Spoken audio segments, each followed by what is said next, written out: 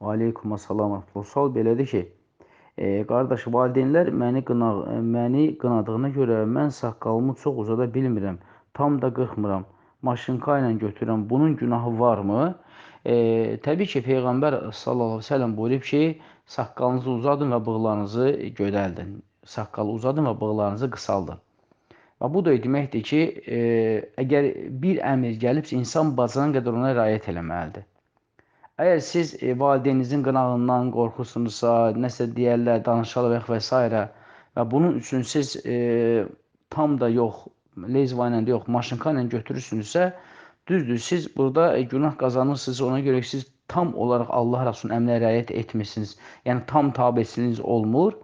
Amma tam qırxmadığınıza görə də qismən həmən əmrə tabe olmuş sayılırsınız. Yəni, tam təsliminiz olmasa da qismən təslimçiliğiniz var. Amma Allaha dua eləyin və hər dəfədə yavaş-yavaş yəni saqqalınızı çoxaldın və eləncə də hiss eləməsinlər və bir də gözləri öyrəşsin Allahın izni ilə. Amma imkan varsa valideynlərin qınağına fikir vermə, Allahın qınağını düşün.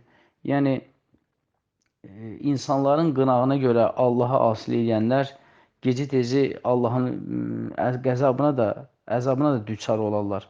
Amma Allahın əmrinə tabe olub, insanların qınağından qorxmayanlar gecə-tezi Allah Taala onlara zəfər verir və bütün insanlar onu sevir və onu olduğu kimi də qəbul edirlər. Ona görə inşallah ki, siz çalışın ki, qınaqdan qorxmayın və bacardığınız qədər də Allahın əmrinə itaat edin.